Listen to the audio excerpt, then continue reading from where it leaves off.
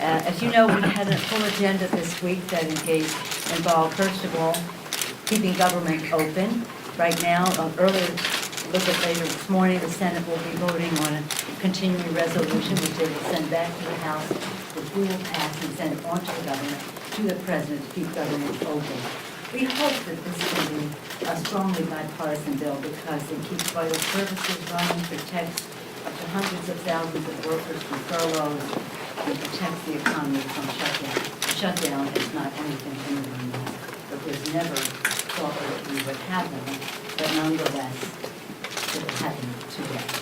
Yesterday, as you know, in the House, we voted the other item on the agenda for this week was lifting the debt ceiling. And I was very pleased that we were able to send that legislation back over to the Senate. You know how cataclysmic that would be. It would trigger the loss of 6 million jobs, $15 trillion in household wealth, 4% decline in GDP, and massively increased costs. And if you have a car loan, a home mortgage, a credit card bill, all of your interest rates before. And I'm worried about that across the kitchen tables across America. Only 3% of the debt that we are talking about here is incurred under the Biden administration. And this is about, not as a report, this is about paying the bills. The way you have to pay your credit card bill. So does America. As I said to you before, the 14th Amendment says, full faith of the President of the United States of America should not be in doubt. For some reason, we put ourselves in a situation to vote on this each year. We'll have to examine that process. But for now, yesterday I was very proud of the members. Once again, lifting the debt ceiling. As you recall, we had done President week before with the continuing resolution to keep government open, and 100% of the House Democrats, and then 100% of the House Democrats voted. The Democrats voted for it, the Republicans voted against. 100% of Republicans in the Senate voted against lifting the debt ceiling and keeping government open, even though many of them in the House and the Senate had families in their districts suffering from Hurricane Ida. Many of them wanted to help their Afghan refugees that left in another country. Nonetheless, we thought it was a good idea to vote no. Hopefully today, on this evening, we will vote yes. And I'm hoping that it will be a very positive bill. So now you've come here about what else comes next. We have 2 items that were, well, the bipartisan infrastructure bill up here, and of course the reconciliation. I just told my leadership that the reconciliation bill was a combination of service in Congress. It was about the children,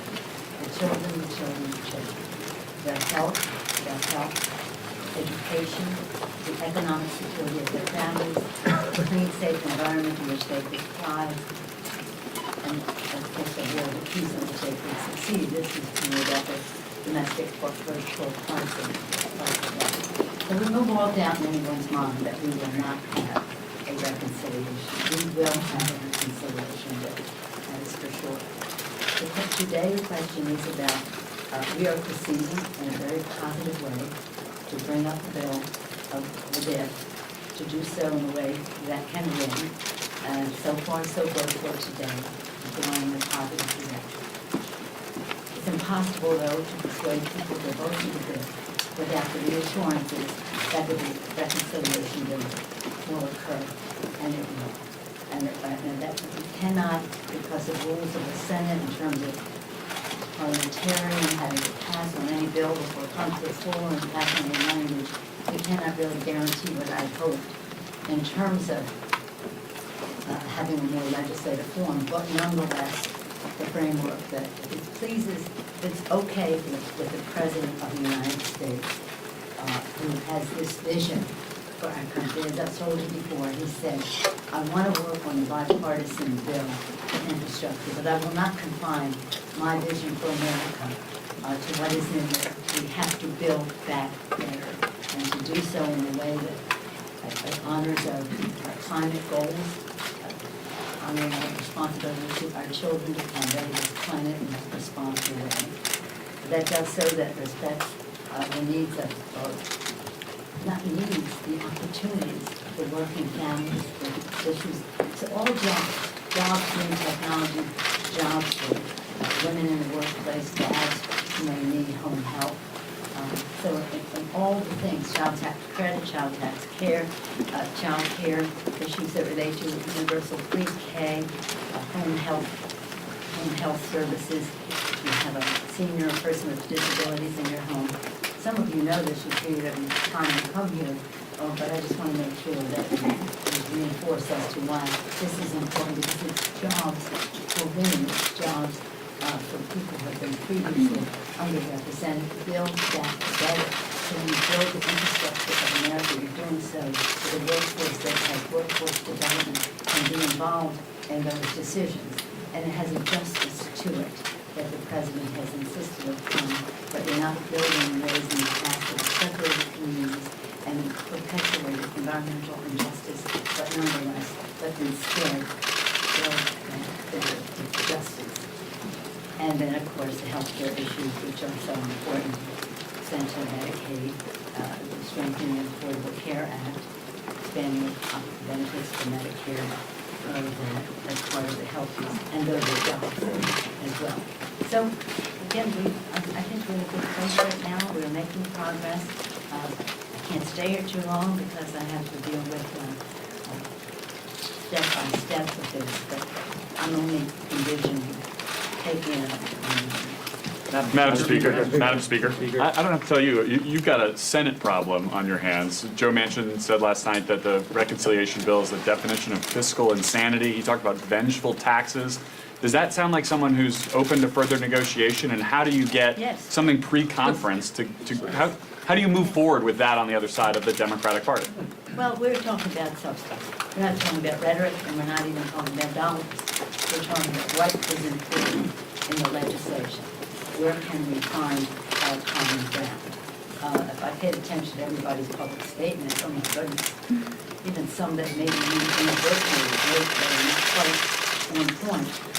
But he said some other things after that said I'm for reconciliation. And did you see that? Is he saying something privately then to you or to the president that gives you more hope that that can move forward? I'm going to talk to you about my conversations with Joe Manchin here. Give you comments not to tell anyone. I'll absolutely keep it to myself. You had a conversation? What is it? I think that Joe Manchin is a great member of Congress. We're friends, Italian Americans, Catholic. We have shared values. I have enormous respect for him. I had one of the joys of my service in Congress was to work with him to make sure we had the health benefits and pension benefits for our mind. Not that I think the important is anything but, well, no one wants about that. But I do believe in the work with their needs and the rest, and we did that at the end of last year, working together. So we have our common ground. Just to clarify your intentions on this vote today, are you planning on delaying this vote if you do not have enough votes to pass this on the floor? I do not plan on not doing anything. I plan on moving forward in a positive way. Because I have to think that this is the path we're on. It's not a fork in the road and a view. It's a path that we're on.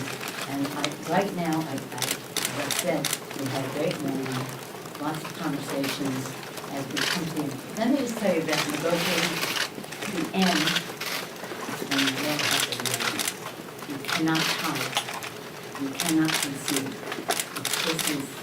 This is the point.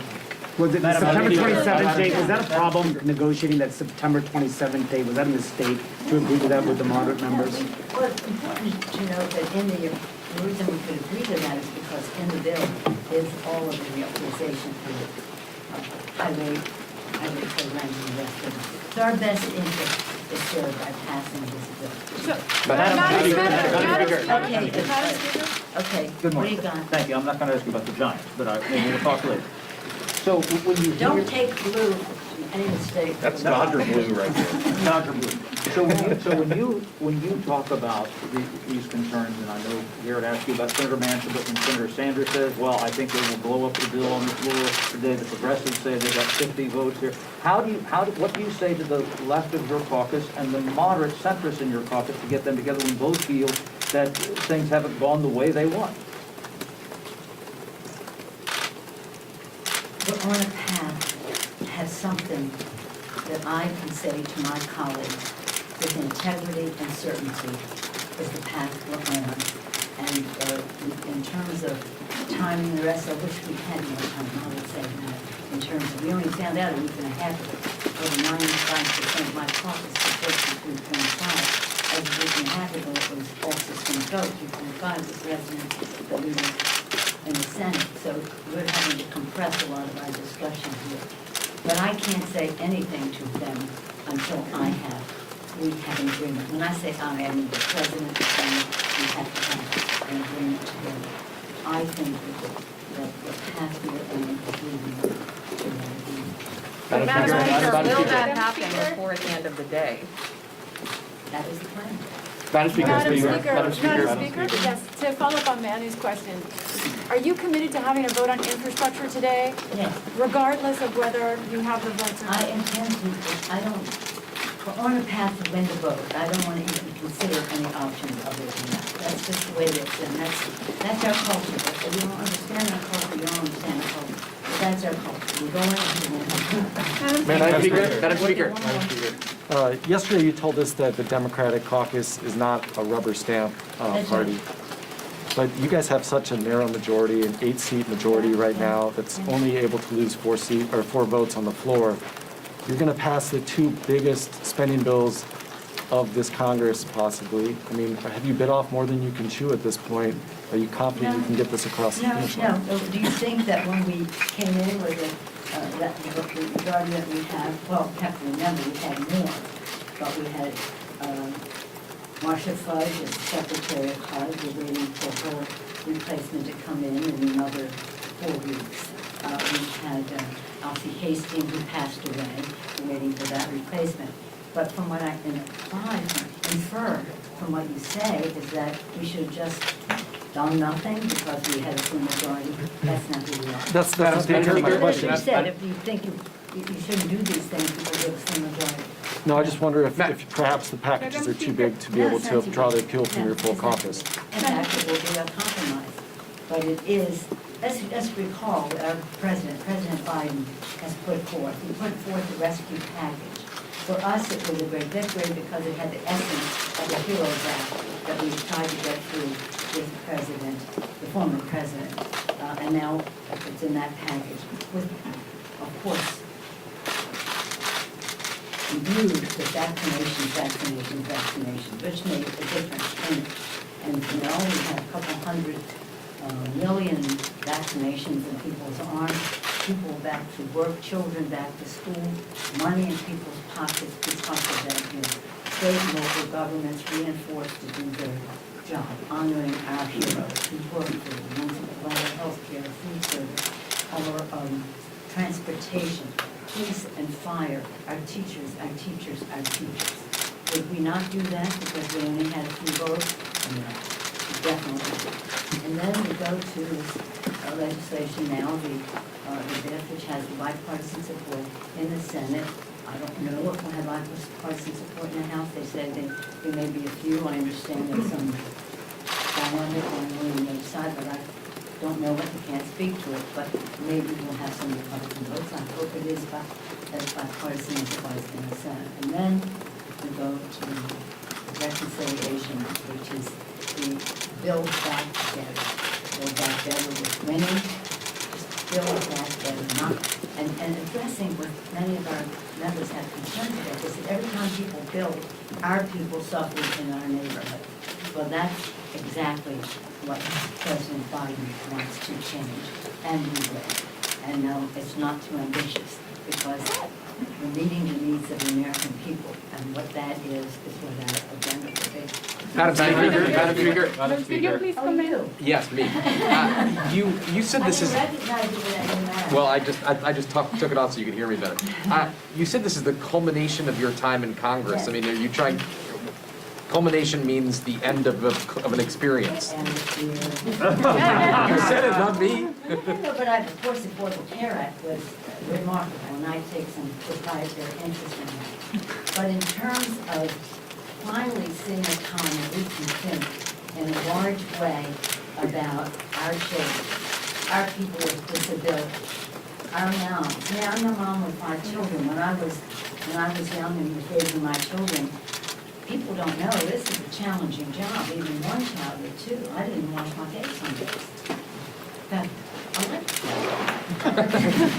But the fact is that we have to, if we're going to be really building back better, we have to give women the opportunity to work in the workplace. And that's about childcare, home health care, universal pre-K, family and medical, and like that. And other countries, most of other countries have that. We don't, we will. And that is, each one of those is something we've fought over the years for, and now is coming together in a way that is transformative, not incremental, but transformative to what we're doing on the infrastructure side of things. They go together very well. And then when we talk about the planet, when I was speaker the first time, climate was my flagship issue. When I came in, President Bush was president, and we did not, with him, we passed the biggest energy bill in the history of our country, the energy bill of 2007. He wanted nuclear, I wanted renewables. We had a big celebration to sign the bill. And President Obama used those authorities in that bill to sign up this executive order. So that we take it to this place now, and this legislation is about jobs. Good jobs, preeminent in the world in green technologies, addressing the health issues of clean air, clean water for our children, the issues of, as I've said to you before, about national security globally, where migrations occur because of drought and famine and natural disasters, so people are competing for habitat and resources, and of course our moral responsibility for our children. So it has so many, so we have that. And then healthcare, as I said, the Affordable Care Act. I take great pride and courage of the House Democrats and Senate for passing that legislation, and we will strengthen it in this bill. And part of the Affordable Care Act was the expansion of Medicaid, which we will have in this bill. So this is, you know, it's so much, and that's why I said that, yeah. Madam Speaker, Thank you all very much. It's going to be a eventful day. Perhaps I'll see you along the way. Hi. Madam Speaker, Madam Speaker, I have a question about the government funding Madam and the debt Speaker, ceiling. Madam Speaker, I have comment about your meeting with the President of Angola, The Democratic Party. Could you please comment with us, your meeting with the President of Angola? You could have a do that.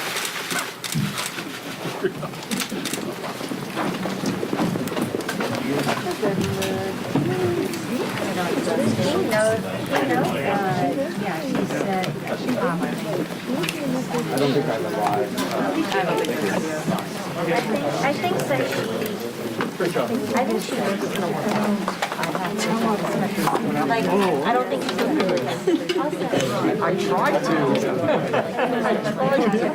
I don't think if she's going to announce her retirement, she's going to do it right here, right now. Yeah, Mel.